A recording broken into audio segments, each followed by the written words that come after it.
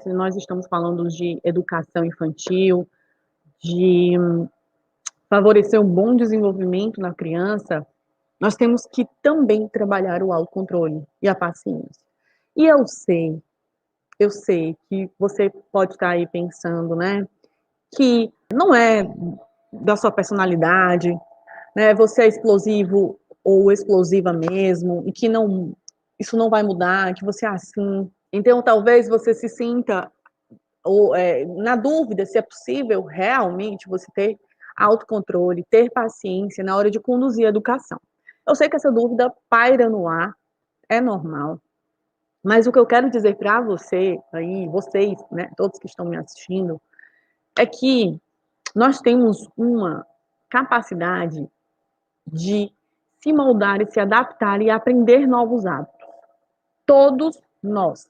Mesmo dentro dos perfis de temperamento, claro que os temperamentos, cada temperamento influencia. Então, o meu temperamento, eu tenho um temperamento que prevalece para o colérico. Então, meu temperamento primário é o temperamento colérico, ou seja, a minha tendência, né, como pessoa, nos momentos de interação, é explodir. Né? Eu sou mais reativa por conta do meu temperamento. Mas isso não significa dizer que eu não vá ter paciência, que eu não tenha tolerância. Por quê? Porque a gente desenvolve habilidades, aquelas que a gente necessita. Então, se eu tenho um temperamento colérico, que que tende a explodir, né, que tende a ser reativa, que tende a entrar em embates, se eu não trabalho o meu autocontrole e paciência, no processo de educação vai ser algo muito cansativo. Então, eu vou transformar sempre os desafios da infância algo, um peso enorme, né? Vai ser desgastante para mim. Então, nós precisamos, todo mundo dentro do seu perfil de características do seu temperamento, a gente sempre vai ter que trabalhar. Às vezes, uma pessoa pode ter um temperamento que tende a se colocar numa posição mais passiva e às vezes falta um pouco mais de firmeza. Então, essa pessoa, esse pai precisa trabalhar essa habilidade. Então, todo mundo, de alguma forma, precisa, né, trabalhar os seus pontos fracos.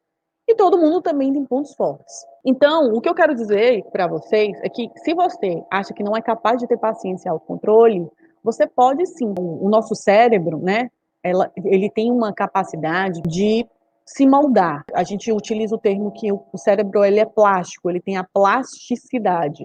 Ou seja, ele se molda, ele se adapta de acordo com as necessidades que a gente passa, né? Então, se a gente tem o interesse de mudar algum hábito, alguma forma de se comportar, pensar, se a gente busca isso, pratica isso, a gente adquire. Não tenha dúvidas.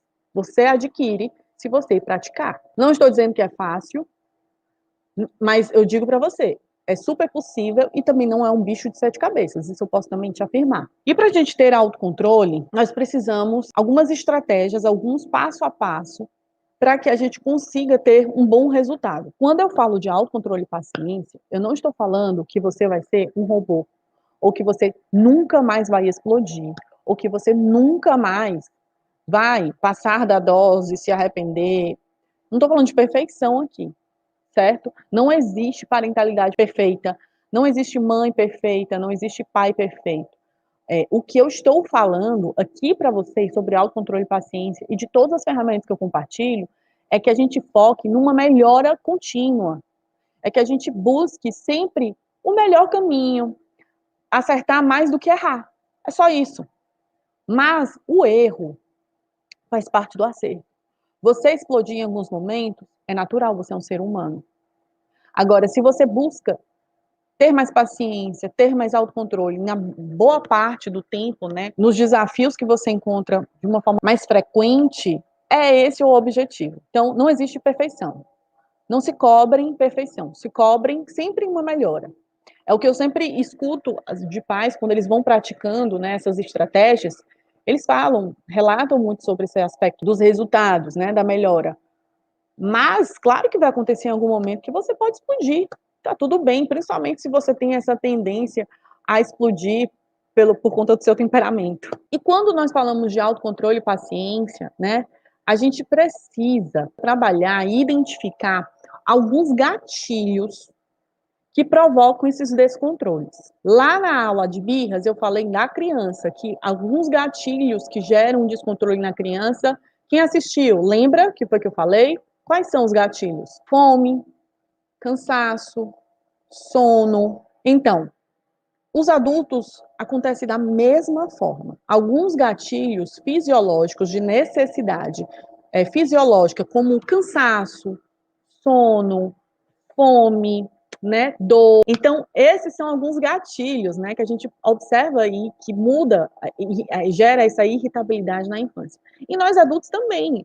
Então, quando nós também estamos com fome, estamos cansados, estamos com dor, né, dor de cabeça, algum tipo de desconforto, preocupação, estresse, pressão do dia a dia, né? Aí eu acrescento mais coisas que são gatilhos para o adulto. Então, a gente tem também gatilhos que provocam os descontroles. E você precisa identificar que gatilhos são esses. Carol, como que eu vou identificar isso? Não tem outro caminho senão a observação. Você precisa se conhecer.